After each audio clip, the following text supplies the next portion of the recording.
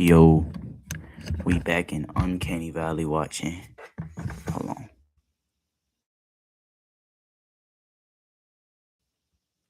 We back watching the Uncanny Valley. Okay. Uncanny Valley. Okay. Something You let it out to use the bathroom on a leash, and then you look out past the gate, and you just feel like the presence of evil. You see that looking at you.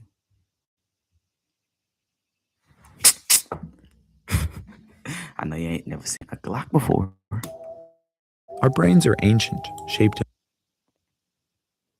Yo, what's good? in a world of predators and prey. Long before machines, Man, she on that. it's Nah, imagine first day of school. You pull up. You got some new clothes on, right? You think you all fresh. You walk up in the classroom, you see that. And her name is Miss Carol, bruh. Her name is Miss Carol, bruh. why would we have your other kinds of humans of this valley suggest that at some point human or alone. That's disturbing. That is disturbing. Them big old bug eyes with that kind of flattish face. It's disturbing, bruh. We emerged of all. Our ancestors were not always the dominant species. In fact, You got a saber-tooth gazelle, got a saber-tooth zebra, mama. there were massive saber-toothed cats ready Sa- fences. A group of Village. And you see, oh, I think that's Fred. Let me go show him. Let me go show him the zebra, the ancient big old zebra I just caught. And you realize it's a whole different species that looks just like you. million years ago. These guys were That's smart. That's act like it's kind of weird, but it's smart. Like kids are less protected. They ain't as strong. They ain't as aware. You just say, "Oh, I'm finna get some candy," and then that's your dinner. Back then, that wouldn't be a normal. There was no rules. It wasn't like, "Oh yeah, you're weird because you you just ate a kid. You're weird." nightmare feel. Some animals, like their skull is so thick and their face so big, they can take multiple shots to the like center mass of their head. Yes, like that. Only thing you got is like a pistol with 3 bullets. Pow, pow, pow, and it's still running towards you. Full speed, by the way. Fast forward 1,000 years ago, nah, 2,000 years ago is uncanny to us now. Like they uncanny looking towards us, and we uncanny looking towards. Let me get some water, bro. I'm thirsty.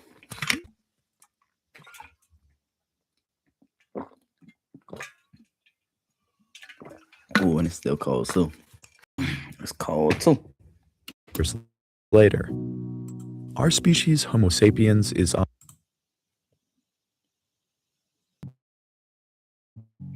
Africa. alone. We live primitive and despite living Each race is like different things mixed with whole beings. Like Asian is like a Homo sapien mixed with something else. Like white is like Homo sapien, and black is like Homo sapien. And each ethnicity is like Homo sapiens mixed with a different type of like human-like thing. as of 2025, we have only found their remains in a single place. They're dead in the cave as a sort of burial practice. Freedom. It's a giant open universe where you can do whatever you want. Hold on.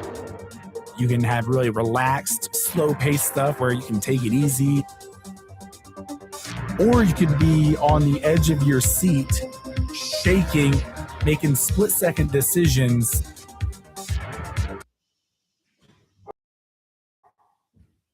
Well, I'm actually Stranger. To the north and west, we encountered Neanderthals. They possessed extreme. We have a long and storied history with Neanderthals. Neanderthal features for a long time, but much of them were eventually bred out of the population. As you can see on this piece of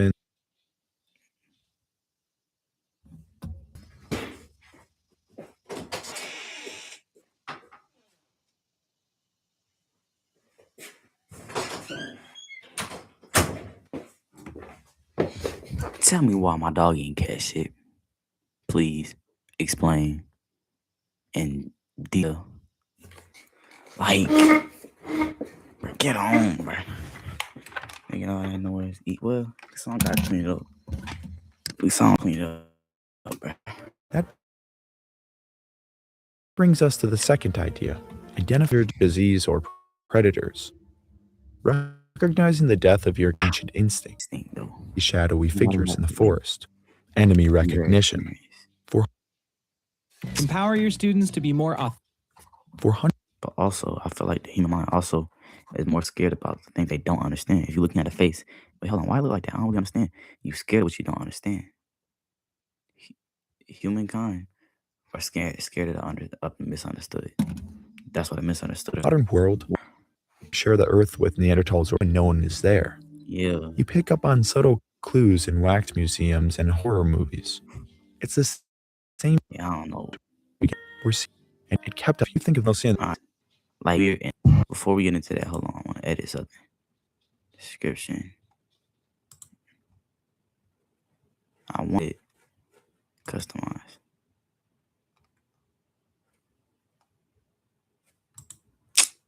I wanted to edit the face cam, but I can't. Yo, what's good? Yo, what's good? Image. How does it make you feel? Spooked, frightened, bewildered, maybe? This is the uncanny. Okay, you all probably know what the uncanny valley is. But if you don't, it's a psychological theory that explains the discomfort people feel human-like in appearance. People respond more positively to it until a certain point where we find it disturbing. This dip or valley in affinity is called the uncanny valley. Take, for example, dolls. All that it's not human, it's cartoony, and doesn't have super realistic features. A little creepy. I don't know what it is, but if I was in a dark room, there's something in I those would look eyes, man. off I my bed, don't like it. seen that. Now, it does vary I would depending on the become person. Obviously, these toys sell, so not everyone finds these creepy. But there is a reason dolls are a big part of the Fuck you, wasn't horror that genre. scary. In this video, I'm not going to be He was, though. focusing on Hey, what the whoever uncanny he is, valley is, whoever she as I is, kind of just did that, and plenty of others have already covered it. Instead, movies that try to explain why. Yo. Nah, because imagine you at the park with your friends. Your friend DoorDash some Taco Bell. You eat it. You stay there for like an hour or so. You gotta use the bathroom. And and it's in the park, right? You chilling. So you go to the park bathroom. It smell nasty, look nasty. But you're like, damn, I gotta take a shit. I ain't gonna do it inside of a bush. So you and you just like and in the middle of it, you scroll on your phone. In the corner of your eye, you see that. What are you gonna do? Like, and you look down there. And the thing is, you don't hear nothing when you was scrolling on your phone. You ain't hear none walk in the bathroom. It just popped its head. Me personally, I'm standing up from the toilet, unloading the Taco Bell, stomping her head in, ramming through. I ain't even gonna try to unlock the door, the stall door. I'm ramming through the door, running out, getting my friends, getting an RPG, blowing up the entire county that I am in. It's that simple. It really is simple. Just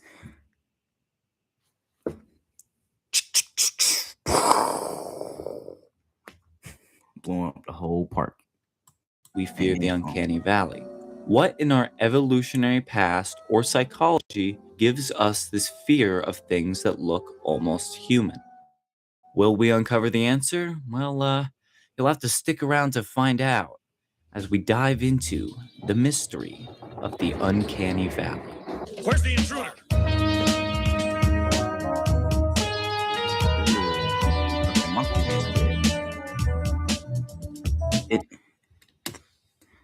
Getting a privacy policy? Great move. Every time Cookie I'm Bot about to pause creates and yours say something, in a minutes for commercial free, pop up. but yours. The thing is, like, if I'm with my homeboy and we see something, I'm gonna be a lot less scared. If I'm with my girl, I'm gonna be more scared because my homeboy, he can stick up for himself. If I run, he probably got a bullet. My girlfriend, I gotta protect her. If I'm by myself, I'm scared, kind of scared because it depends. If it's like a little dog, I can outrun a little dog. If it's like a mannequin, I can still outrun a mannequin, or I can shoot it, or I could jump it. But if it's like something taller than me, look like it could run fast and it look like got some kind of supernatural strength, I'm cooked. I might try to shoot it. If I don't, I'm praying. I'm just going on my knees and praying to God. But my girl, I gotta protect her. I can't run, can't outrun her. I gotta stand and protect her, bro. I don't know. Fair warning, this video will contain imagery that people may find disturbing, so leave now if you don't like that. You know what? Actually, let me get this out of the way. Okay. That's the scariest one. No, Not that bad, right? Anyway, now onto the theories. No, it ain't. The theory of mate selection suggests that uncanny low fertility. I don't think that's it. I really don't. And like, cause I've seen I've seen ugly girls, like ugly to the point like, dang, wow, that don't scare me at all. It don't. It's just that right there that don't scare me. Like you had to be so bad hygiene and so disgusting that your facial shape changes to the point you're scared. I haven't seen that yet. I haven't. Like I don't. It wouldn't make no sense. Like yeah, maybe it has something to do with like if people respect you or like you more depending on how you look, how attractive you are. But like I don't think that's how uncanny. Uncanny is just wow. I don't understand what's going on. My brain don't understand, so I'm kind of freaking out. Is that simple? Poor health or weak immune systems. I can see how this could make sense. People have a natural reaction to others they would or wouldn't like to. I mean, I don't know. A lot of like I feel like if you're unattractive, I don't really care. I just see you as a friend. But if you are attractive, like being unattractive don't make you scary. It makes you like it makes me less, if there's an attractive person, an unattractive person, and they both talk to me. I want someone to be focused on an attractive one, right? I don't know if I'm an asshole for that, but that's just how it goes. I don't know, bro. Like if they both mean the same to me, but like if it's an unattractive person I known like 5 years, an attractive person I met like a month ago, obviously the homeboy I known for 5 years. But doingle with. More attractive people are received more positively in our minds, and less attractive people, not so much. I mean, look at modeling, movies, TV, even politics. A lot of it is cultural, sure, but our brains are wired to favor more attractive people. Though I don't really. I feel like attractive and this, like attractive don't really attractive adds like let's say everybody starts at 0. Attractive adds like 5 to it, right? It won't being unattractive won't put you in a negative. It's just not gonna add nothing to you. Like if you had a good personality, that's a 5. But I don't think looking bad will take away. Agree with this theory. For one, we can find people of a group we aren't attracted to unattractive or frightening. Like we can see straight dudes bullying other straight dudes for being unattractive. Or I guess in the case of the Uncanny Valley, a straight girl can find Momo scary. And for another, I mean, come on. You really think people are scared of these things because they don't want to do the devil's tango with them? The thing about it's like 3 levels. One level is like I see it online and I'm scared. Oh no, yeah, level 1 is I see it online. It ain't scary because it's just on the computer. If I seen it in real life, I'll be freaking out though. I'll be like, "Who the fuck are you? Who the fuck are you? Get out of my house!" Right? I don't know. Like whenever I'm scared, my voice either gets a lot deeper or a lot higher. My whole accent changes. I don't even know. I just turned to 3 different people at once on it, I turned bipolar. I don't know. I see it in real life. I will get scared, but on the computer I don't. And it's level 3 where if I just see it at all, it's just gonna disturb. If I see it in real life, I'm gonna be scared. If I see it on the computer, I'm gonna be scared. If I hear his name, I'm gonna be scared, bro. Speaking of the devil. I don't like that. I mean, I don't like that.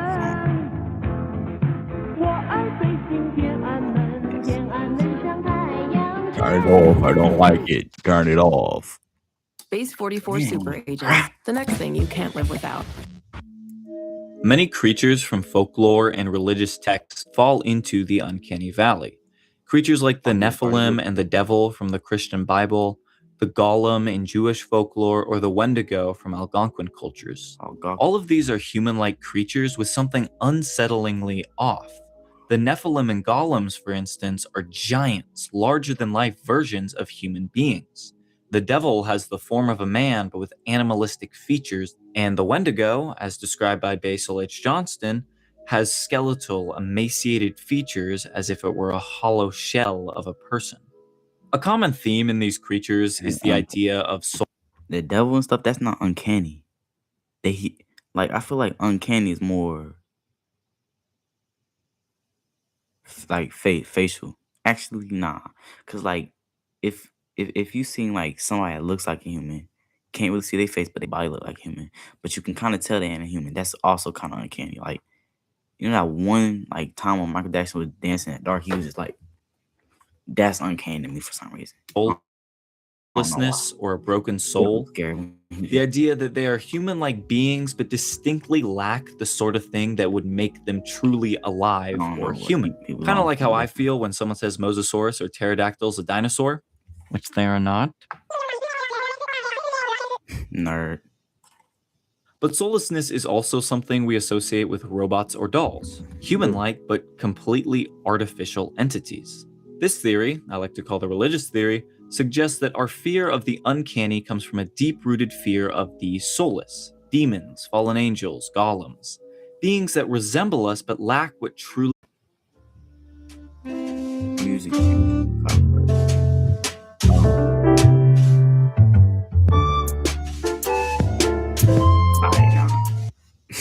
Bruh.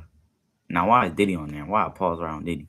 But I feel like if you put like funny music over it and you edit it right, uncanny stuff won't be fun. I mean, won't be scary. It'll be more funny. That's what I'm talking about. You can make The predator theory suggests that there used to be human-like creatures that preyed on humans in the past. Similar to the religious theory, a lot of people associate things like giants, demons, mythological creatures, and cryptids. This is different from the mimic theory, though, which I'll get into later, as that these are just creatures that look like humans and are not intentionally trying to mimic humans. The only evidence people really have to back up this theory, though, is saying something like, oh, well, so many cultures across the world have stories about humanoid creatures. They gotta be real, right? no. I hate that opinion. We have stories about humanoid creatures today. A bunch of them. Take the rake, for example. There are people who believe this creature exists despite obvious proof of it originating on the internet, on 4chan, or Slenderman. 2 girls stabbed their friend over this guy. If you believe this theory, I don't blame you. It spread a lot across TikTok and Instagram, which, if you've seen my other videos, You know what? I have an idea. I'm gonna start reacting to stuff on TikTok. Like, if I screen record reacting on TikTok, I feel like that because TikTok, I already can scroll TikTok for like 2 hours and I get bored. So, and I just type in funny videos or scary videos, scroll that for like an hour or so, and I react and talk. That's like a 4-hour stream, an hour worth of videos, and I pause, talk about like each one or each one that's like interesting to me. It's like 4 hours. should know is kind of a theme. Now, I will say, there is actual evidence of humanoid creatures existing with our ancestors. They're called Neanderthals and other hominids. Now, this is another theory people throw around, the other hominid theory, as I like to call it. The theory that we developed a fear of ancient hominid species because... Hold on. Go back a little bit. People throw around the other hominid theory, as I like to call it. He looked like his name would be Diesel. He like his name be Diesel. He like his name would be Chef and Diesel. They don't even look uncanny. They just look like Neanderthals. It's like Chef and Diesel. The theory that we developed a fear of ancient hominid species because that's they look like us, but just a little off, and we competed with them. Whoa. It's not a bad theory. I mean, some of these guys do look a little... See, now he is chill. I ain't even scared of him. He probably comes to sleep over. He be chill. freaky. Me personally, I don't find them that scary. But one of the main problems, why the hell do I have Neanderthal DNA? I mean, my ancestors bred with these guys. Plus, some of these things that are part of the uncanny valley Michael Jackson? do not look like some of these hominids. Exactly. Why is he doing the flicker jet, bro? In that little. Our fear of human-like objects and creatures might come from a prehistoric instinct to avoid corpses and sick people. And it makes sense when you think about it. Robots and dolls that look almost human often have stiff, unnatural movements and lifeless expressions, kind of like someone who's sick or dead. The theory is that our brains still pick up on these signals as a warning, just like it did for our ancestors, even though now we're dealing with robots, dolls, weird CGI, and sick people. I think this theory does make sense for a lot of cases. Take this, for example, a prop of a severed head used for the show Dexter. Yes, it's fake, it's not real. Please, don't block my video again. It gives off some uncanny vibes, and it is supposed to be a recreation of a dead person, so it fits this theory. Yeah. Honestly, a lot of uncanny valley images Whoever and stuff, they did a good job. apply to this theory. For some examples, Momo with the shrink-wrapped, skull-like face and bulging eyes. This drawing by Sinister Scribbles, again, a shrink-wrapped, skull-like face with bulging eyes. That old YouTube video called My Dead Great-Grandma's Coffin in My Own Backyard, where that dude kisses a literal corpse. What? 500 subscribers, we're gonna be reacting to the video. 500 subscribers, we're gonna react to this video. I'm not going to get more into that. If you know, you know. Like, and even the police sketch of the Baton Rouge eye sockets. So, mystery solved, right? Well, I'm not entirely convinced. Agree with the one under the stall is the scariest one. The one under the stall is the scariest one, in my opinion. Also, personally, though, I'm not totally convinced. I hate that opinion. Why the hell do I have Neanderthal DNA? But I do definitely think this is the strongest theory so far. But there are a few. I feel like the strongest theory, in my opinion, is back in the day, like way back in the day, we used to be scared of things that look like us because there was other species of hominids and human-like creatures. That makes the most sense.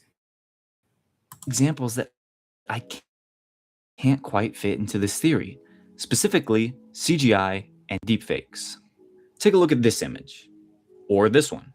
Some may say they're just a little weird, nothing too bad. Others may say they're scary. Personally, I don't mind them too much. I used to watch the Polar Express every Christmas as a kid. Bruh, same thing, bro. We had 2 couches in the apartment. My mom used to push the couch together, make popcorn, and make hot chocolate. Put some hot sauce on the popcorn. And we sit there and watch Polar Express, then Home Alone. Then we watch The Gruffalo, and then we just start watching random movies, bro. The Christmas time with my mom was literally the vibe, bro. Like,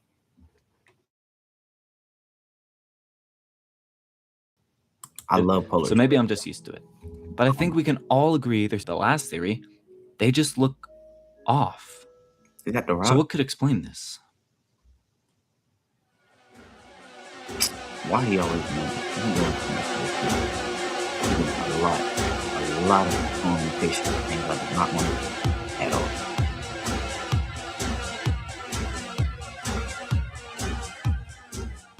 I ain't asked to see that. I don't want to see all that. I was sick, so my voice sounds weird in this part. Oh, I ain't got sick in like a year. So, and I ain't never streamed while sick. So one day, but you know what dedication is? Streaming while sick. Like your stomach hurt, your head kind of hurt, but you still stream. And you give a good amount of energy, especially for being sick. That's dedication to the grind. I thought that was something weird. Oh. Homo mimus phallucis, or more simply known as the doppelganger, a fictional creature concept created by user Yo, y'all ever watched Avatar: Last Airbender? The little face stealer. Ever since I was littler, and I seen it, it was like if you show any emotion, it'll steal your face, and you just gotta be like, and it's just crawling around you, and you just stand right like, so can I get my friend's face back? Like, and he just scared. I imagine you can't show no emotion. You just got Stone Cold Steve. What a name. On r/. I feel like as long as he don't try to say nothing funny, like smiling is the most emotion. Like Like me, I can hide being scared and I can hide being mad. But if something funny happens, it's extremely hard not to laugh. Speculative evolution. The doppelganger is a mammalian creature that evolved a particular fancy for human flesh and relies on it solely as its food source. Evolving in Africa alongside humans, the doppelganger gained adaptations to help it hunt humans in the dark. A lanky body with long limbs that both helped it climb and reach speeds up to 50 kilometers per hour. Dang, Cushioned feet that absorb sound, and of course, a face that mimics that of a human. that don't look nothing like But him. would you be fooled by this? Probably not, right? I mean, it's got no eyebrows, it's completely pale, the eyes are a little far apart. It overall Look, he doesn't literally, look too much like a human. not only are his eyes far apart, he's staring in two different directions. Like, what kind of drugs you gotta be taking for your face to change? This creature uses the confusion that the uncanny valley generates to bewilder its prey. So it's literally layers. Not only is he uncanny, but under the uncanny layer, a stocky, scary body, and he hide in the dark. So 3 layers: the fear of the dark, fear of uncanny, and the fear of, like, I don't know, a monster, I guess.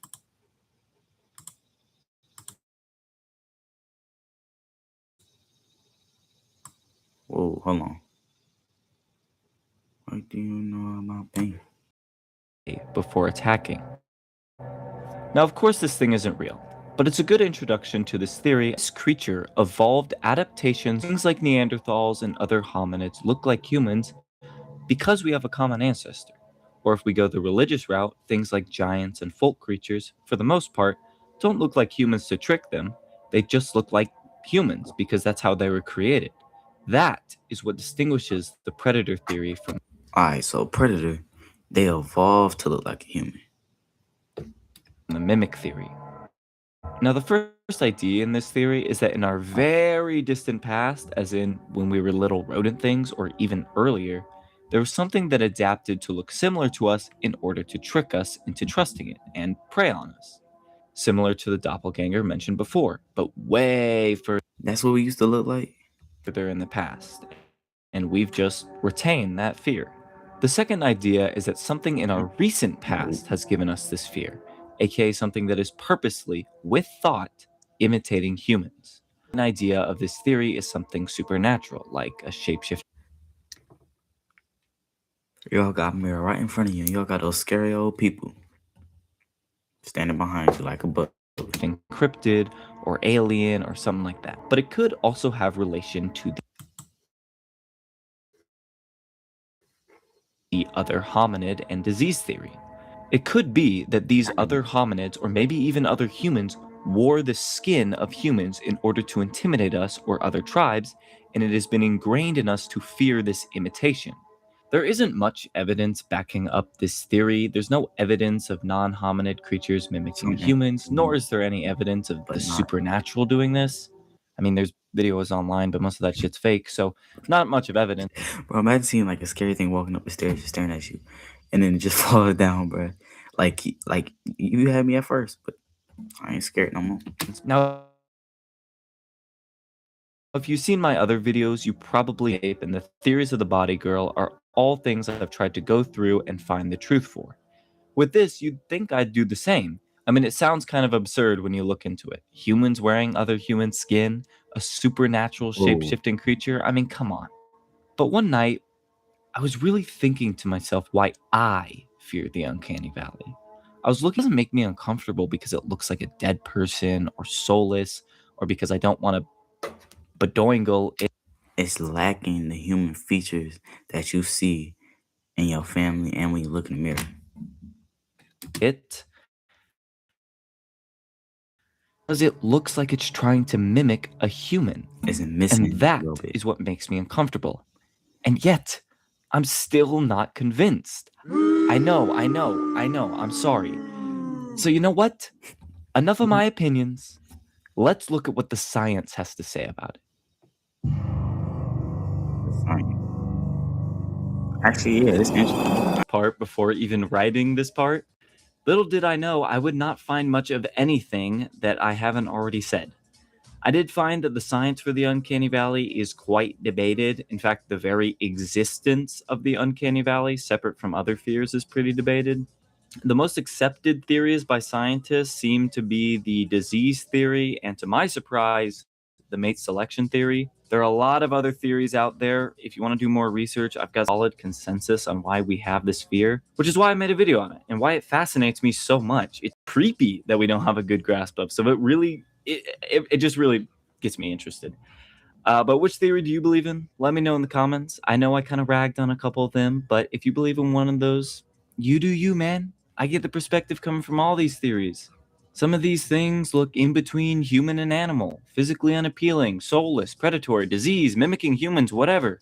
Me personally, I'm gonna go with the disease theory. I know, it's the one the scientists agree on, blah, blah, blah. But I also really like the human likeness theory. I think that I like the hominid, like the not prehistoric, back like caveman day.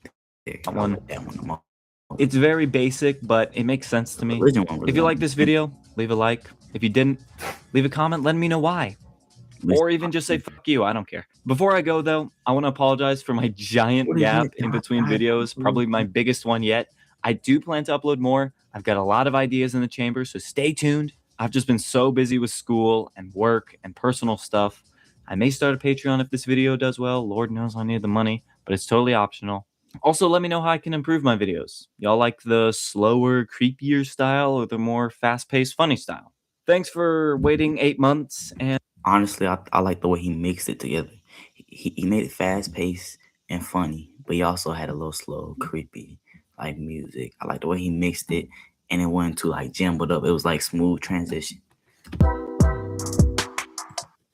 Hold on, those two videos. But let's see what else. 3 million. His other one had 800 views. Okay, I want to see popular.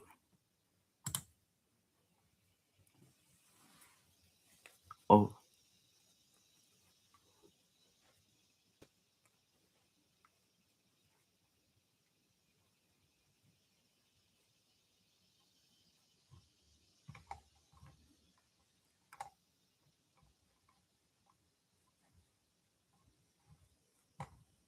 yo, I don't know. He cool. Hit him up with a subscribe. Can I subscribe? I can't. I ain't even know I could subscribe. Just like I subscribe to him, y'all can subscribe to me. So should we watch this? You know what? So brought a lot of discovery. I don't want any monsters in the Backrooms movie. that's the whole point, though. People are apparently nobody's really wrong, but also nobody's right. There are many different interpretations, and now this movie coming out.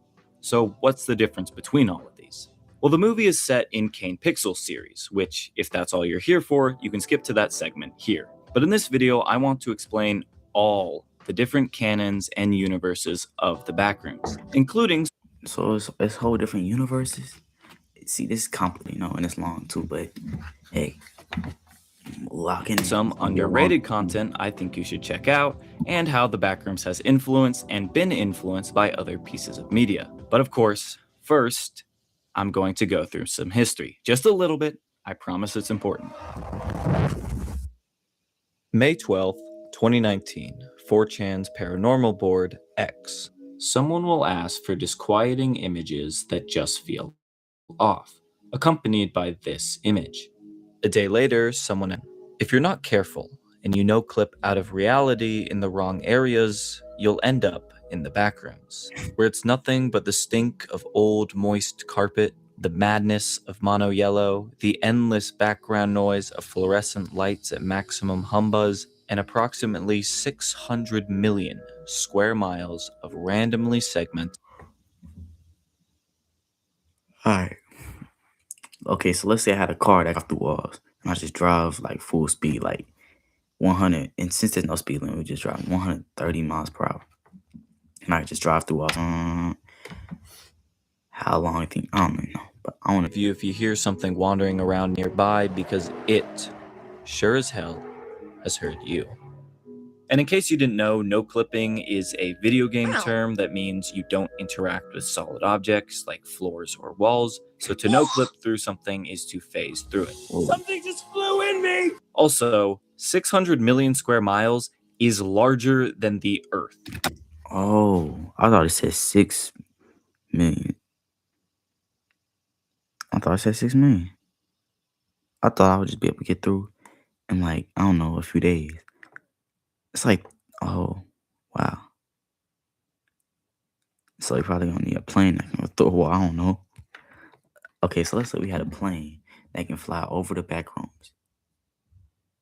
I don't remember exactly when I first saw this post, though I do remember being very intrigued by the concept, but even more so by the image. This image was most people's introduction to an aesthetic known as liminal spaces. Oh, yeah. Yo, you know what I seen on TikTok? The black back rooms. If you black and you watching this, just so you know, the black back rooms is like, okay, so let's say you go into church. Like the downstairs of the church. You go down there and you see chairs, the walls are kind of off. It got carpet. It just kind of, it got extra chairs, maybe some pans, just in case they have like some food after service, or maybe some stuff for kids to play.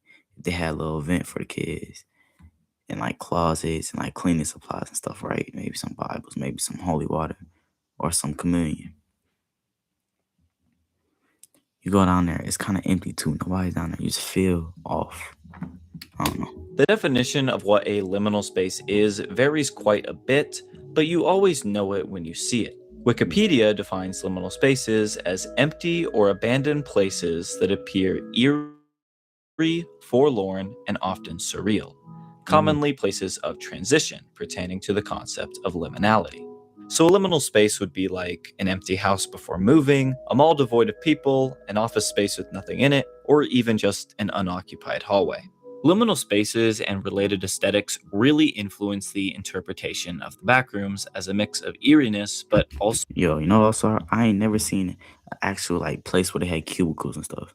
I only seen it in TV shows and cartoons. I ain't never actually seen like a whole bunch of cubicles. Hold on. How long I've been streaming for? Cool live. Appreciate that. Almost an hour. That's tough. familiarity, something that feels recognizable but off, like the uncanny valley. Yep. Go check out my video on that, shameless self-promo. Watch that. I think the uncanniness of the original Backrooms image is one of the reasons it became so popular.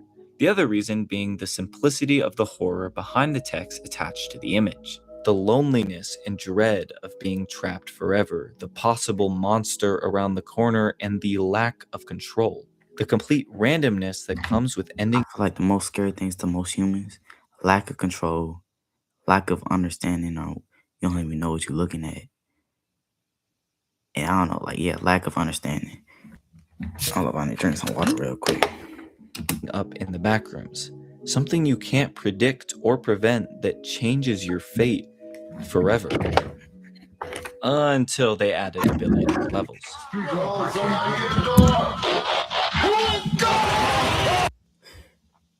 Have you ever wanted to see your home from space?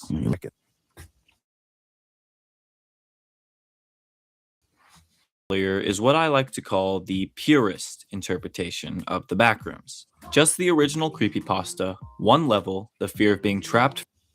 Oh yeah, another thing. I just be seeing random stuff on TikTok. Also, it's like the backroom's been there since the beginning of time, and like back in cavemen, it looked like caves, like infinite caves, but like a sword chasing. You know, back like medieval times, it was like infinite castle with like I don't know whatever type of monsters and like in like the Egyptians, it was like I don't know Egyptian painting on the wall and stuff. It's like each era had different things, and the night and like the era before this era when it's office, it was the war. It was like infinite. I don't even know, but it was like World War I veterans getting stuck in the back rooms Forever and a singular As the popularity of the backrooms increased, a new liminal spaces as new levels to the backrooms. For a short while, this new lore was quite loose and unorganized, until the wikis. The Backrooms fandom wiki, not to be confused with the Backrooms Wikidot, was the first wiki about the Backrooms, created in July of 2019, only 2 months after the original 4chan post was made. It started very simple, just a few levels and a short description. So I remember it was like 2021. You know what? Let's watch the original video. After this, let's watch the Welcoming the user. The wiki acted as an in-universe catalog and guide of each level, entity, and anomaly found in this new lore of the Backrooms. About a year later, in March of 2020, these are both very similar. Both are structured in a similar way, as I mentioned before. They divide the Backrooms into different levels. Each level is almost like a different planet in a way. A lot of them have their own nature, anomalies, and structures, but all of them are The connected. water one. I don't know. The water one's scary and peaceful. Like imagine, like ankle to knee high in water, which slows you down like I don't know 60%. So when you just splash making a bunch of noise, you slip trying to go up the stairs, and then you just hear something in the distance. It's like almost a vibe. It's like brrrr. It's like a violent, aggressive vibration. Like, and you just kind of trying to run away, getting closer and louder and more powerful. Like, and then it just starts to shake you, and like you kind of start to see blurriness. Look behind, you see this like long neck creature just, and it goes black, and you're done. Through Made the it up back myself, but like, and no clipping. No clipping in the wikis well, hold up. allows people. Let me read the comments real quick. Hey, I saw your sub to me. Thank you, bro. Yeah, you're welcome.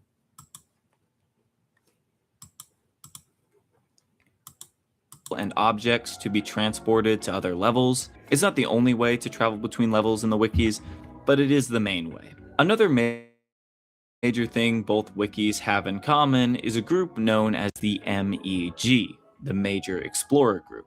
The MEG's goal is to explore the backrooms, document it, and possibly find a way out. The Wikidot uses the MEG as the central focus of their wiki, with the MEG being the main source of articles in the lore. The fandom wiki mostly just acknowledges it as the largest group in the backrooms.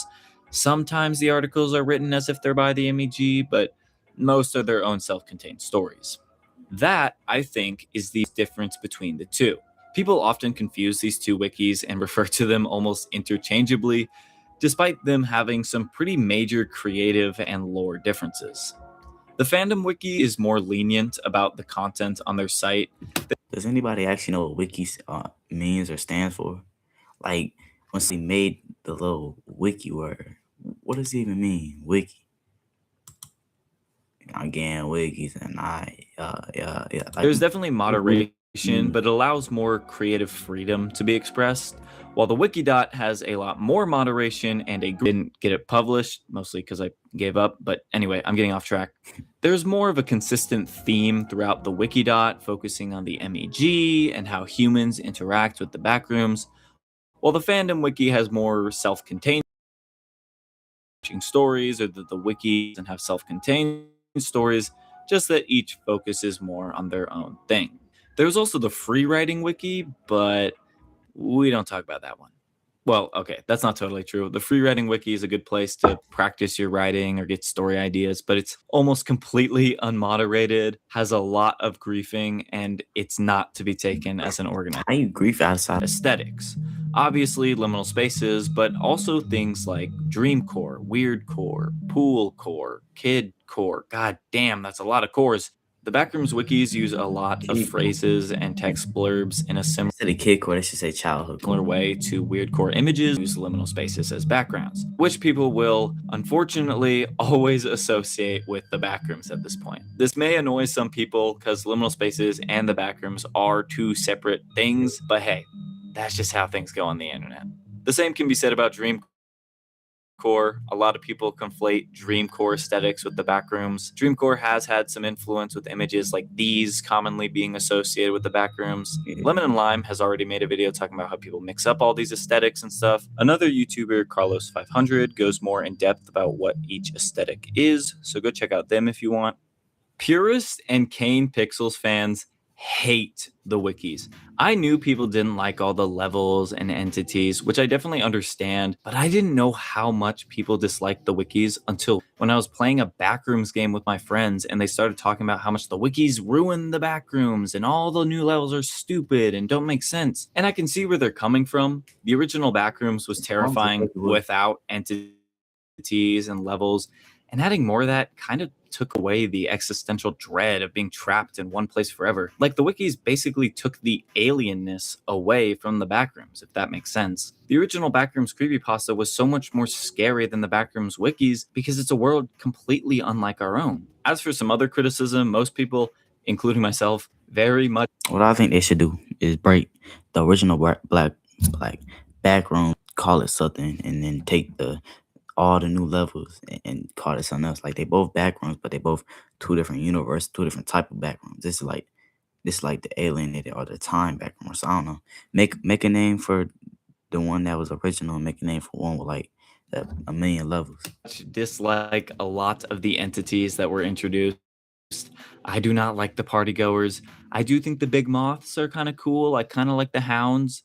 But what I despise most... In this video, I'm going to show you how I combine Dromina's Seed Engines 2.0 with GPT image using Dromina to create... Are the fucking smilers. I fucking hate the smilers. I made a whole video like 3 years ago just ranting about how much I hate media either focused on the uncanny valley, like the Mandela catalog, or if it's just like an evil smile to show how crazy a villain is, like Pennywise or Voldemort. And the smilers aren't even uncanny. It's just a damn smiley face in the dark. Anyway, enough of that rant. I think the most valid piece of criticism against the wikis is the survivability of the backrooms now. How human... Yo, whoever's watching, type in how many days you can last in the backrooms. Like, you have a backpack with 2 water bottles, a can of Red Bull, 2 sandwiches, an apple, a banana, and a flashlight, first aid kit, deodorant, and mouthwash. Internet, for God's sake. The MEG's goal of finding an escape to the backrooms makes no sense considering you can live there perfectly fine. To be fair, the original horror of the backrooms is attempted to be kept in level 0 of both the Wikidot and Fandom Wiki. They both acknowledge that most people who appear in the backrooms end up in level 0, which is supposed to be where the original image is, and most people won't find any society or outpost, and will end up dying of dehydration, exhaustion, or starvation. Okay, I don't care. The story's not that interesting. What? Where the fuck is it? Oh. Being a former hater myself, with my first ever video on this channel being called We Ruined the Backrooms, I still stand by my points about the loss of mundane horror, its similarity to SCP, and how a lot of the stories just kind of sucked. The piece of criticism that I see all the time is that people on the wikis stole from Kane Pixels, which is simply just not true. Yo, the IKEA backroom level, bro. That's the music he playing, bro. The IKEA, I like that Roblox game, bro. But the Howler, they took the wrong. The Howler does not exist in Wiki or Wikidot. It exists on the free writing wiki, which, as I mentioned before, has like no moderation, so it's bound to have slop and stolen content. Of 2022, the first appearance of the Red City in Kane Pixel series is in September of 2024. God, I can't believe y'all got me defending the wikis this hard. Holy shit. My opinion has changed since that first video, simply because the wikis got better. Maybe they did copy Kane Pixels in the beginning, but if so, all of that is gone now. Most of the hate towards the wikis comes from 2022, when there were thousands of levels and only 2 years of their existence. But recently, there started being more quality control, more interesting stories coming through, and now a huge rewrite campaign going on. One of my favorite parts about the Backrooms wikis is that there isn't really a strict canon. Like the SCP Wiki, you can almost pick and choose which levels and entities you believe are canon. Of course, a lot of them intertwine, but it's not like you're required to read every article. You don't like this certain level? Cool. It's not canon to you. I encourage anyone who still harbors any hate towards the Backrooms wikis, please try checking out and reading some of these stories. In my opinion, I think the series of liminal spaces. Also, like I'll be scrolling on TikTok sometimes, and it'd be like, oh yeah, like March birthdays. You have this. It's this difficulty. It has this many entities. The survival rate is this. You get this much food. This where you have to live. April birthdays, and it goes like that. Those are interesting. Like, if y'all can go find my TikTok, I might post my TikTok. Get my TikTok. Send me like a few of those. I'll react to those. Send me like an hour worth of those videos. I'll pause and talk. And like an hour worth of video is like 2 hour worth of video. Rather than a horror series. And also distinguish. I don't think the movie, and more importantly, my YouTube channel, would exist based on the wikis. The movie doesn't take place in either of those universes. Instead, it takes place in a series by the formerly mentioned Kane Pixels.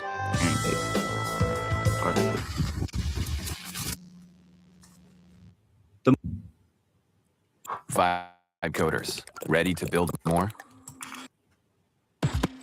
The video is simply titled Found Footage Recording of a Man Who Falls into the Backrooms and is Pursued by a Strange Creature while he tries to find his way out, ultimately getting caught by the monster and his camera no clipping back to our world. Fun fact, the name of the cameraman in this video is Kane Pixels. This video would eventually lead into a huge series that is now getting a movie. I know I just defended the wikis a bunch, but I am so glad.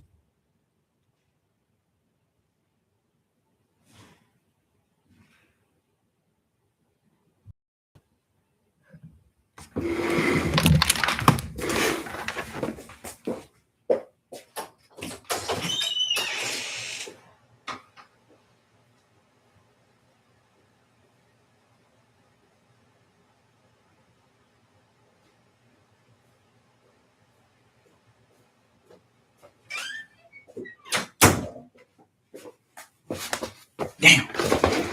Almost failed. Slipping, tripping, dipping. Kane Pixels version is getting the movie. There is so much to this series. Wait, hold on.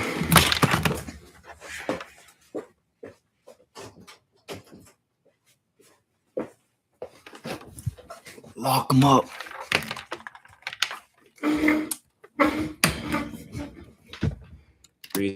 And I implore you to please go watch the whole thing if you haven't already. It's like maybe 3 hours max. It is genuinely some of the best internet horror and ARG content out there. Now, I can't possibly go through every single theory and aspect of this series, so go watch Wendigoon's 3-hour-long video or check out the Red if you want a more in-depth analysis. But I will go through the basics of what you may need to know before seeing the movie, as well as some of the more popular and important theories. Kane Pixels series is a lot more sci-fi than other Backrooms canons, with the main focus being on the Async Research Institute, a research organization that was able to tap into the Backrooms with a device called the Low Proximity Magnetic Distortion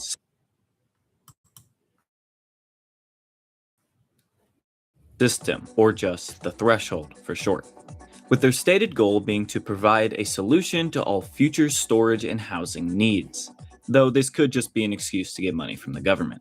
The series shows a combination of Async's research on the Backrooms, or as they call it, the Complex, as well as a short collection of found footage tapes that regular civilians have recorded. The Backrooms, or the Complex, is connected to our world through null zone. What they should do is make an apartment. They already made, they already made apartment complex. Areas in the complex that can connect to any time or place in our world. These are what people end up no-clipping through in the found footage videos, as well as what the Threshold holds open at Async.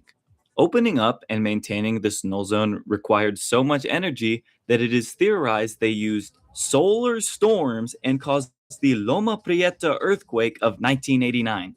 Now, when I say null zones connect to any time or place, I'm pretty certain that it is any time after async started testing the low proximity magnetic distortion system. To my knowledge, there isn't much evidence that people have slipped into the complex prior to async's third test in 1988. Like, we don't see any cavemen in there. Well, actually we do, but that's a cardboard cutout. Okay. We also see in backrooms missing persons that only after the threshold was opened in October 1989 did missing person cases start to skyrocket. Now that this version of the backrooms or the complex How come you don't see no dead bodies around? Like you ain't walking, you just does mess with time itself. We see this in the first ever episode of Kane Pixel's series, with the clapperboard reading July 4th, 1991. For this is that this is just the recovery date of the footage, so a more obvious piece of evidence is shown in Backroom's informational video. The cameraman, an async scientist named Peter Tench, is shown getting separated from his explorer group on March 1st, 1990. To Peter, his group appears to just vanish in front of his eyes, forcing him to wander the complex to find his way back out. In not much time, likely no more than a few hours, he was able to find the threshold again, except completely different than how he left it. In a later video, Backroom's presentation, we see that he didn't return in only a few hours. He returned 2 months later, on May 8th, 1990, meaning that Peter jumped forward in time by 2 months. Throughout the found footage videos, we can also see and hear some things from the future appear in the complex, like a poster from 2022 or a commercial that aired from 2007 to 2009. Aside from time, the complex also messes with space and seems to always be changing. This is a little more obvious, being that the complex itself is a space that shouldn't really exist, but we really first see the complex shift and change in found footage number 2. At the very end of this footage, the girl holding the camera tries to escape an entity by hiding in a room behind a small crevice. Walls around her start moving and splitting with green light coming through the cracks.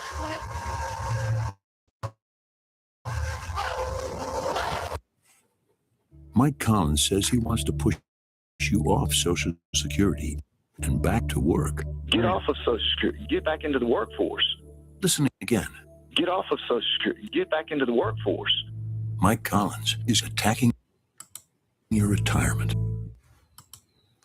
Retirement? There are a lot of screen light as it appears throughout the whole series and through most of found footage number 2. Some believe that the light is the complex changing, while other theories suggest that they show entrances and exits to the complex, maybe the creation of null zones. The green light does seem similar in appearance to how the threshold looked when it first opened. We also see in the very last few frames of found footage number 2, the girl seemingly falling through the floor, implying since he going through the footage, that this could be a null zone, but could also just be her because she's scared or the entity gets her. Though if she did manage to escape the complex, this could be our first character to do so outside of async. One of the main theories is that Kane Pixel's Backrooms is not just a strange place, but a living being itself that works off memories. That would explain why the complex resembles things in our world. It starts off as simple corridors of empty office space and evolves as it sort of gathers memories. In the earlier points of the timeline, like most of the stuff with async, the complex is just those drab yellow footage videos, though, that take place years later. There are many different types of rooms and objects that appear. This theory is also supported by the first trailer to the Backrooms movie, where one of the characters says, "All these rooms, this place builds them." Actually, more like it remembers them. And the more times it remembers something, the less it does. This quote can also explain the inconsistencies in the complex compared to our world. How just like memory, it's not a perfect copy. It's just a burning memory. See what I did there? If you don't know, that was a reference to the Caretakers Everywhere at the End of Time, a music project heavily associated with the Backroom of memories. The project goes a lot further than just, ooh, creepy Backrooms music. But for the sake of this video, Kane Pixel series makes a lot of references to it. With those, how you just jump down from there and you still alive? Like, even if you land on your feet, you probably break something or hurt something. References as possibly being an indication of this theory being true. But if the complex itself is a living entity, what is the entity? Or as most people refer to it, the life form. There seems to be something alien living in the complex, something extremely aggressive that chases down anyone it sees. Its goal being completely unknown. Does it want to eat people? If you can jump off your roof and it's too high, if you can jump off your roof and don't survive, it's too high. I can Assimilate them, or is it just incredibly violent inherently? There are a few popular theories about what the life form is. The first theory is connected to the last in that the life form is another part of this living backrooms being, the life form acting as a self-defense system for the complex. Async has invaded this living backrooms being, and the life form is used to kick them out, almost like how our immune system tries to remove diseases. Another theory suggests that the life form is separate and wants to escape the complex and tries to do so by becoming more and more human, as we see in found footage number 3, with the life form appearing more humanoid than ever before. Though I'm pretty sure this is an entirely different creature. It even has a different name, being known as the still life and not the life form. But just like the life form, it is shown being very aggressive, though it's also shown knocking on doors, similar to a person.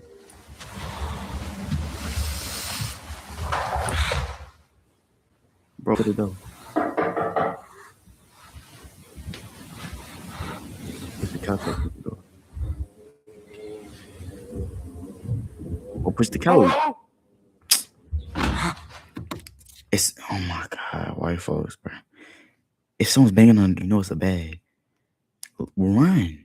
Either push the couch up to the door or run, or do both if you got time. The still life is theorized to be the complex's attempt at creating humans, but like the rest of the complex, it's just a flawed imitation. The most popular theory is that this life form in the complex is a mutated colonial form of bacteria, specifically Hay bacillus, which is mentioned in the video autopsy report. Throughout the series, what appears like bio is shown covering the walls, ceilings, and floors of the complex. This bacteria may have evolved and mutated to live and spread in the backrooms. Humans are either hosts or their dead bodies are converted into these massive colonies of bacteria that utilize our human functions to spread and grow, including mimicking human behaviors. They use our voices to lure people in and our bodies to chase them down and catch them. This can explain the weird vine growth that the life form appears from in found footage number 2, and is supported by the fact that every time a life form is encountered, signs of human activity are shown prior. Someone's been living down here.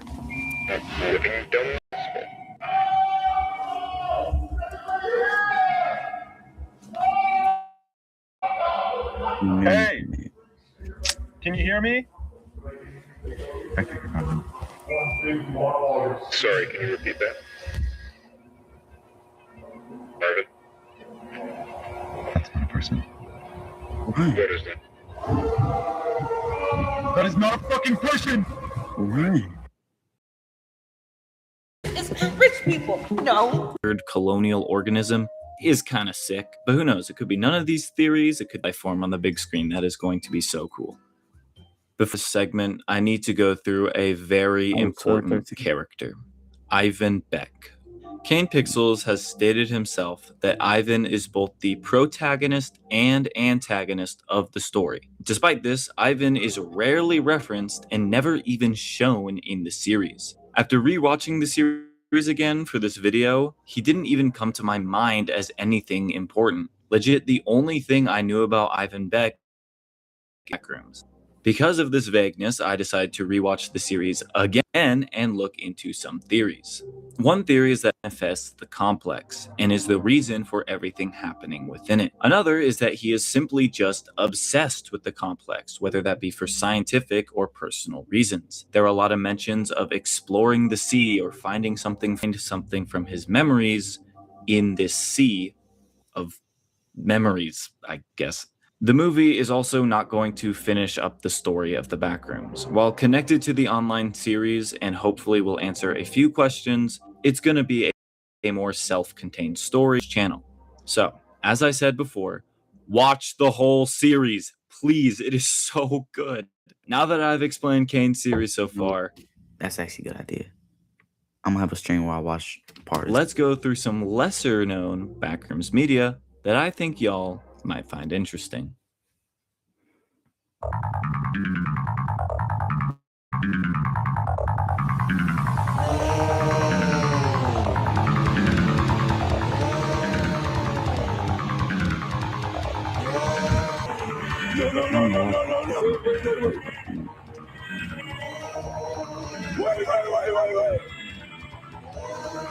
In the wiki segment, I mentioned how people thought their interpretation of the Backrooms was ruined by the wikis. I'm here to tell you it was YouTube Shorts and TikTok. TikTok seemed to be more focused on the aesthetics similar to liminal spaces and claiming it's all the Backrooms. All of it belongs in the Backrooms. I will admit, I used to be a part of this community. I was obsessed with weirdcore and dreamcore type stuff. I used to I wouldn't say I'm obsessed, but or I ever was, but it's cool. It's interesting to me at least. associate a lot of it with the Backrooms, so I'm sorry for contributing to that. I believe a lot of this was before Kane Pixel's video when the Backrooms was gaining popularity in like peak COVID era and people were wondering why they had these strange feelings looking at liminal spaces and connecting them to other feelings of nostalgia and whatever you feel looking at these kind of images. Unfortunately, this was also around the time when generative AI started getting better and better, and you saw a bunch of people recreating liminal spaces with AI. So TikTok Backrooms became infested with AI generated content. Every Backrooms post you saw back then had a little bit of AI, whether it was the video itself or just an AI generated script being read.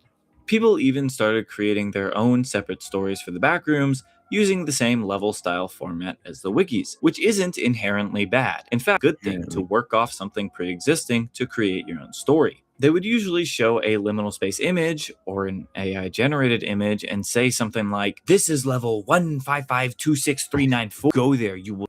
It's funny. They're talking about Backrooms now. Back in the day, it used to be Siren Head, Cartoon Cat, Cartoon Dog, Skeleton Horse. And on the other side of back in the day, it was Granny, Baldy Basics, Hello Neighbor, Five Nights at Freddy. Those were the games and the movies. I don't know. I want to really watch level ever and forgetting the core of the horror behind the back. Them were fun, but most of them were really, really bad.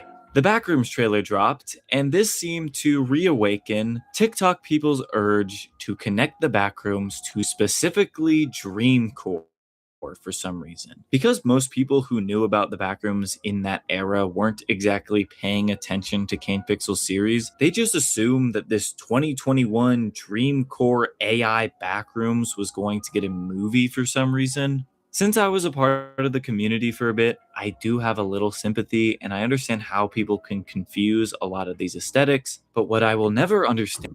Bro, I wish at the end of the video he would just have a list of the names of each games he playing in the background, because those seem like fun games to stream. And is this. If you thought TikTok was bad, oh man, you are in for a ride. Once that Kane Pixels video dropped, everyone on YouTube jumped on that Backrooms bandwagon. When people found out how easy it was to recreate the Backrooms in Blender and just stick a VHS filter on it, there was a Backrooms video every single day. Of course, the AI generated content was there too, and the kids content. Oh my god, the kids content. I could go into that, but I'm sure there's someone else that has, and I don't want to do that myself.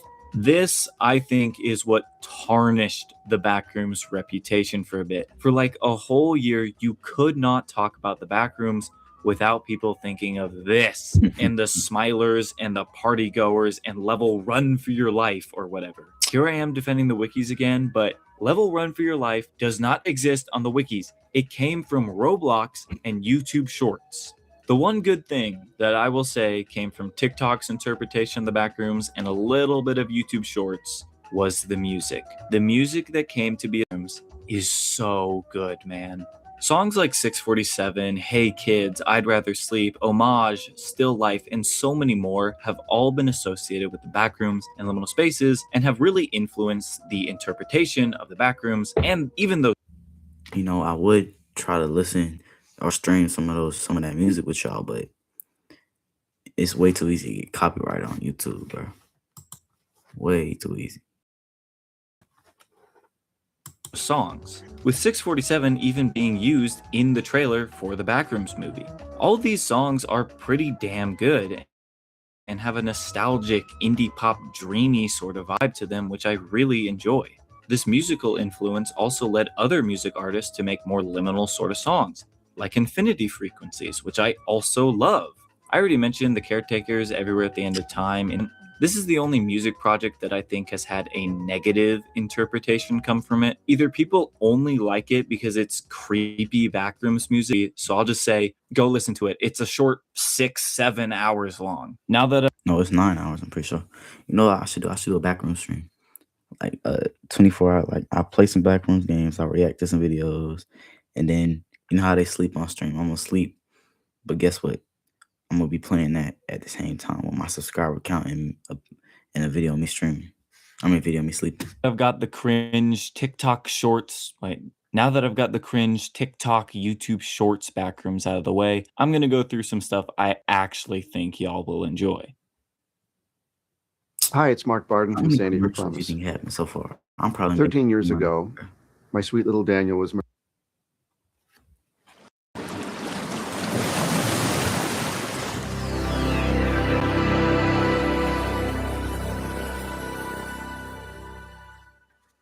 Dinnerbone 777's Backrooms, otherwise known as Into the Abyss, is a 10-part series following a person documenting their experience in the backrooms. For the first 9 parts, there's no dialogue and not much of any story at all. It really just follows someone trying to find their way out of the backrooms while some weird blanket monster chases them. Also, the character runs down 10 million doorways.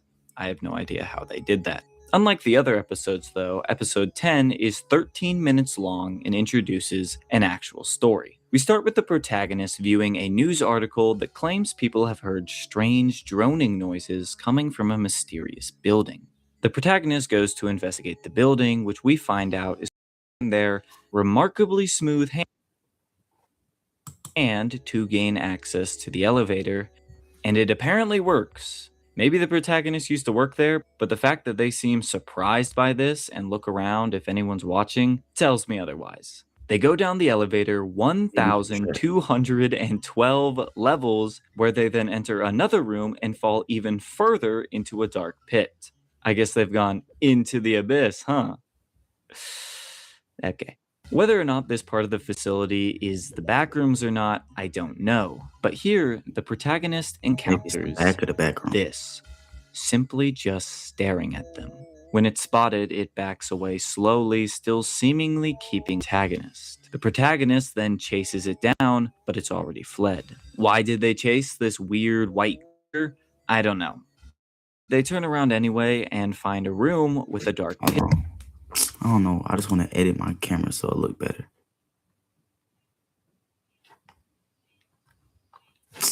I don't know, bro. In it. Using some caution tape they found, they tie the camera and send it down the pit. I guess to see what's down there. It has a big red button at the bottom, and the camera bumps into it. This sets off an alarm, and then this happens.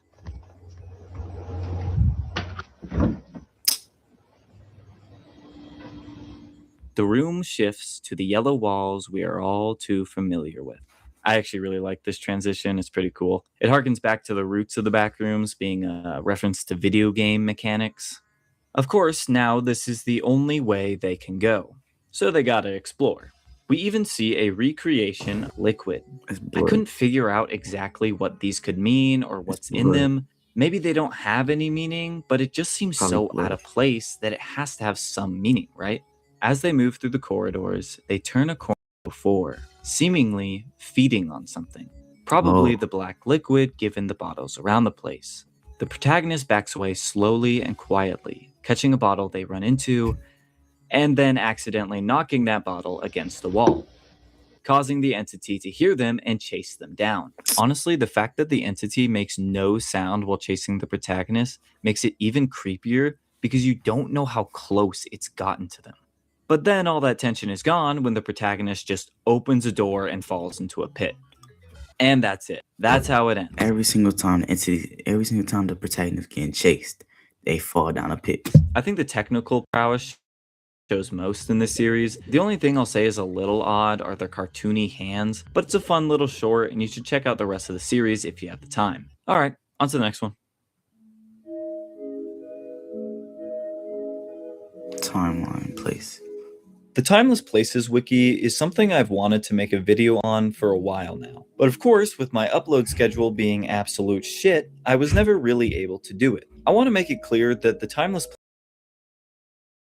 its similarity to the Backrooms wikis, as well as it being the prime example of what I think the wikis should have been. Quoting from the site itself, Timeless Places is an anthological collection of literary compositions exploring the hidden sides of the real and imaginary, the out-of-bounds areas that live in the planes of our universe. We exist to write about these worlds out.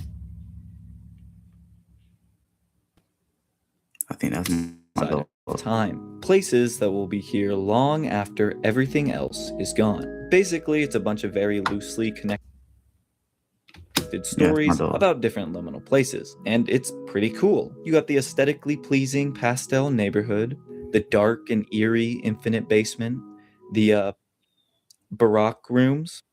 Gotta have them ribs. It hasn't been active at all recently, at least to my knowledge, so if you have the time, go show some love. Maybe it'll get a revival, who knows?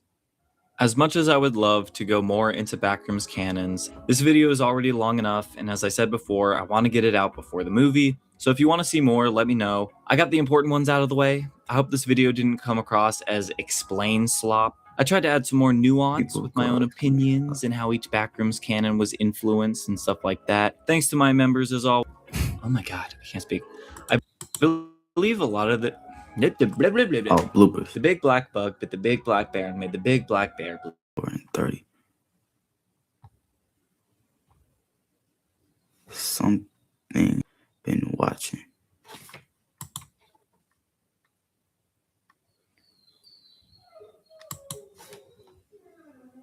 Over 50. Alright, let's see something.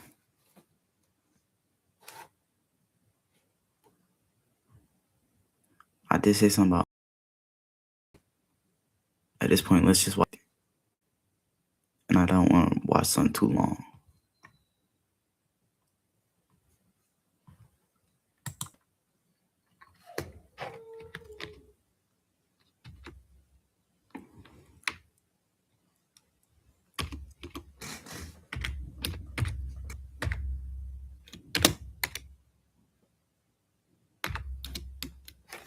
Levels of fear.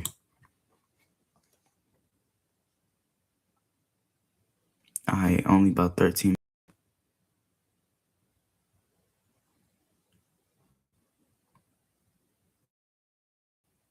That's why I'm fighting the insurance companies to ban them from delaying or denying you care you need. I'm John Ossoff, and when George away from launching your website with Base 44. Since the beginning of the internet, there's never been such a fun, fast, and intelligent way to launch online. What? Landing pages, content hubs, e-commerce. Fear is more mysterious than you think. Why do we than we do about this emotion? Actively create fear in our lives, not just because fear, like, it gives you, it wakes you up, right? It gives you emotion, right? Like, I don't know how to explain it, but fear just kind of wakes you up. And sometimes fear feels good, right? Because life can get boring real quick, and fear just gives a little excitingness. Once or twice. I don't know. I feel like fear has changed in a hot minute, because like the stuff that was scary in the 90s, 80s ain't scary now. And stuff that's scary now might have been scary back then. I don't know how they would see it. But again and again, like a tradition, even scientists are baffled by this contradiction. Fear is such a powerful emotion that is a driving force that invents culture and shapes how we live our lives. Don't believe me? Ask yourself, why do you even go to work? Why do you go to school? Why do we live the life that we do? If you trace it back far enough, the chances are it all comes from fear. And fear is not just one thing, it comes in levels. And if the most basic level is about survival, then what does the scariest level of fear look like? But what's weird is that the deeper you go, the more you realize how necessary it is. And in order to understand why, we need to start from level 1. The earliest form of fear can be seen in single-celled organisms. But the crazy thing is, they don't feel fear like we do. They don't even have a brain, but their actions come from the same need: survive or die. In its most basic form, this is what fear means. I feel like if a single cell organism is going through fear, even a little bit of fear, I feel like everything feels fear. Like tigers, lions, like some of the most apex predators feel fear. Like every living thing feels fear. I feel like trees probably feel Layered itself into neural networks, into brains, and after over millions of years, eventually into consciousness. This is why the emotion of fear is considered the most ancient. But as we become more advanced, the fear of predators and darkness no longer rule over our lives. But if fear is supposed to protect us over something we need to avoid, then why do we watch horror movies? Isn't that a contradiction?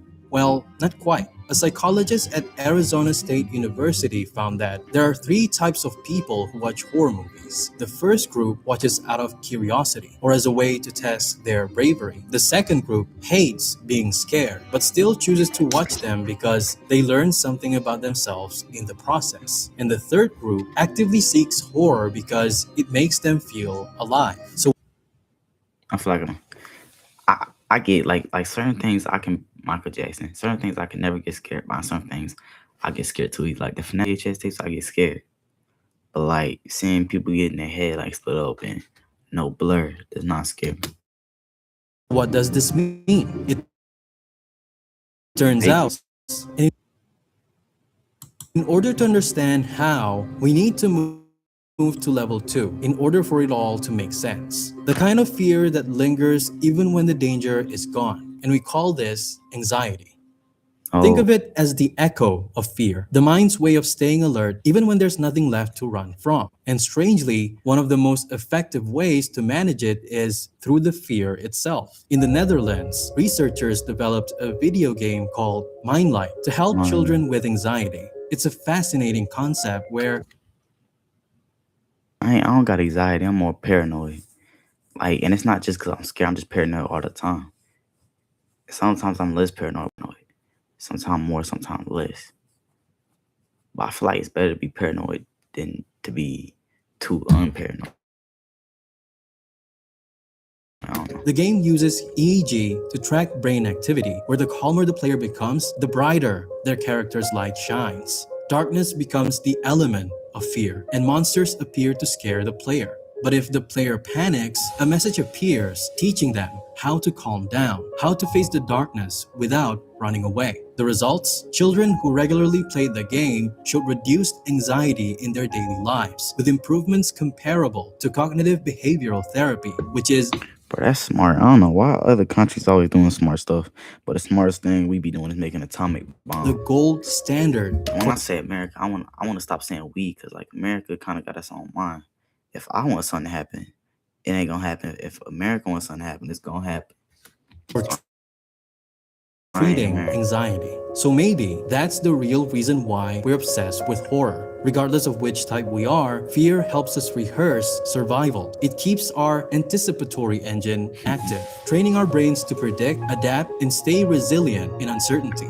That's why in 2020, fans of horror movies showed greater resilience at the height of the pandemic. Because fear does not just prepare us for danger, it helps us live through it. And at the same height of the pandemic, we invented a new genre of horror, one that fascinated not only the internet but also scientists, because it's unlike anything we've ever seen before. To do their best work with Grammarly's comprehensive AI writing assistance. What if they could jumpstart ideas for any assignment?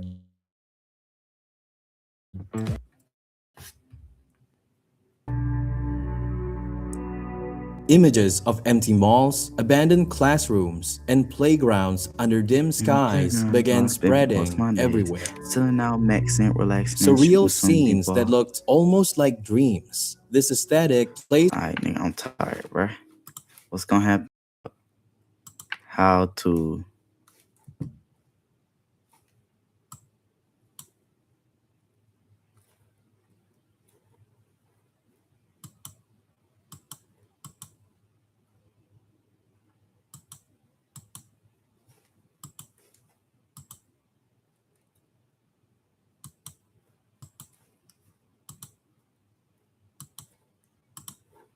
chilling out, maxing, relaxing, and shooting some with the homies is good.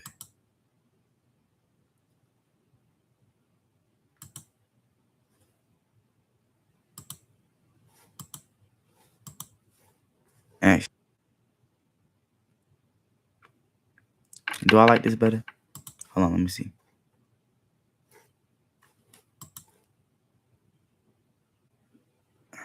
Yeah, I'm gonna do this.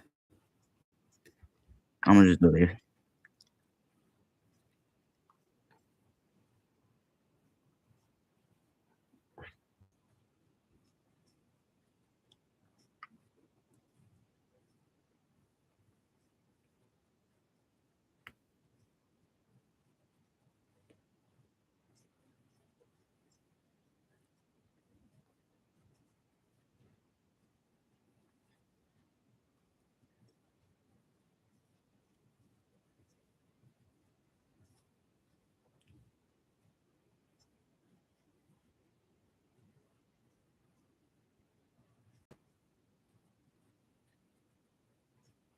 Oh yeah.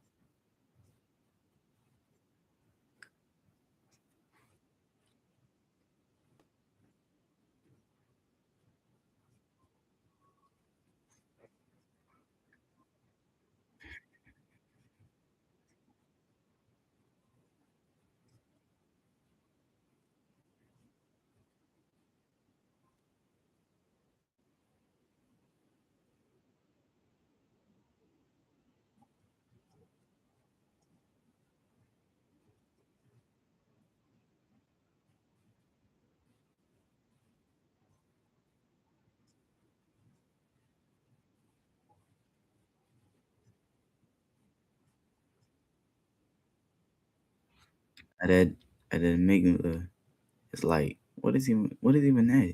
It's like controlling emotion.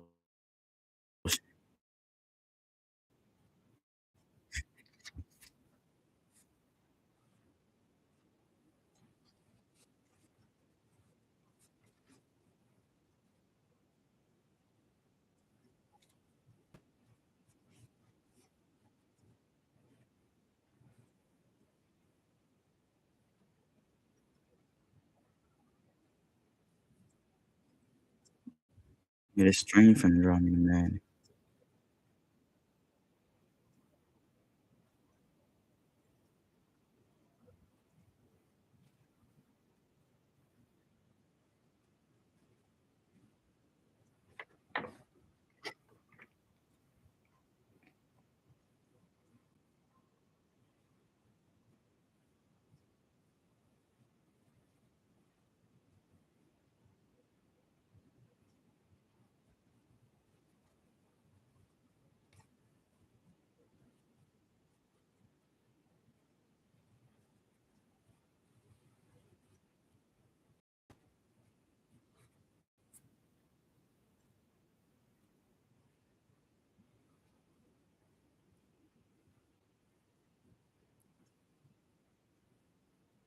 What?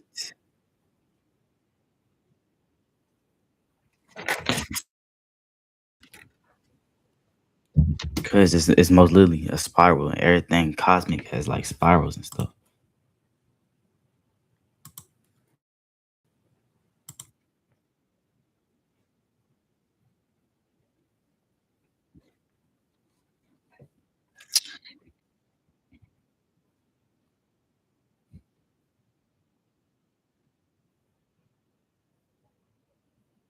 Yeah.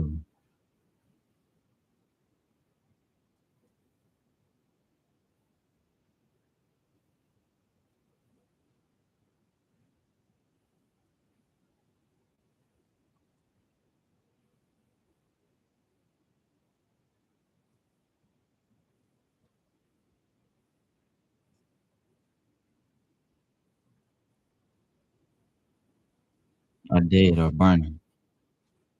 Yeah. Well, technically, what you gotta think is you can't look at the star's perspective, perspective, so it is there. Since you're looking from your perspective or perspective, the star is still there. You can still see it, but really, you can't really say it's there because you can see it, you can't hear it, and you can't touch it. Then you make a video about, like, you can make a video, but you can't hear or touch it. You can like send a rover over there and record a video, but you can't walk up to it and listen. No. So technically it's there, technically it's not. That's like a moral dilemma, no moral dilemma.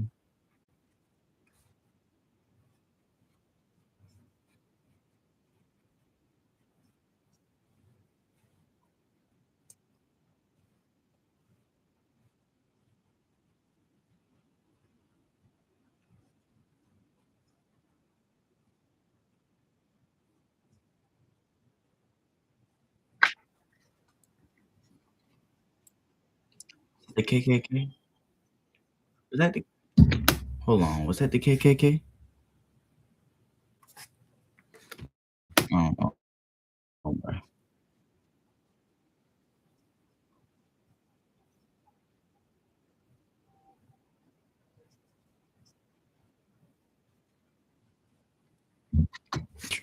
I also want to make a video reacting to some Matrix video.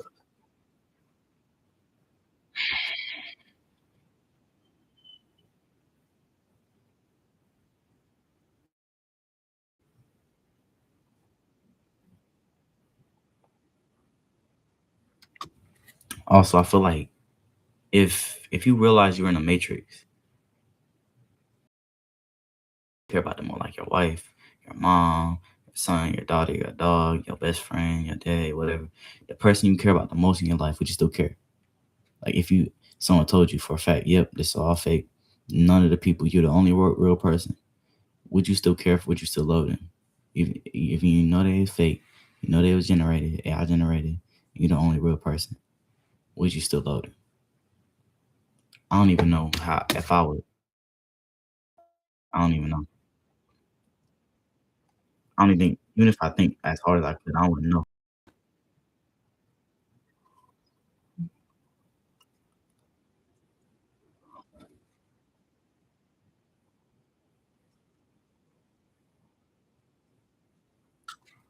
I also want to watch the Truman Show. I already know. I already watched it. I just want to watch it with y'all.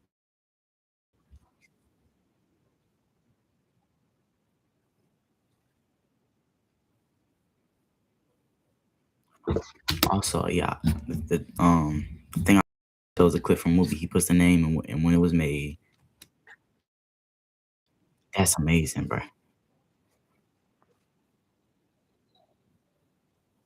Click. Is it you?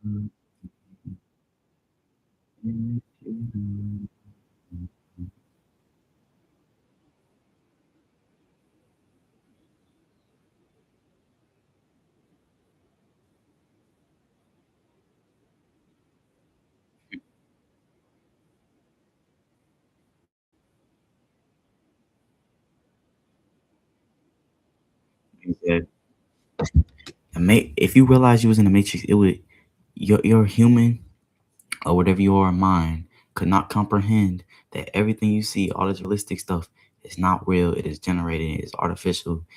Even if, and you know what's worse than thinking you're the only real person, thinking you're not the real. It was like you aren't the main character.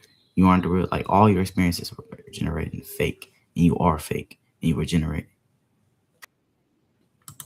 All right, we're gonna have to end it today on that. Fuck. That scared me, bro.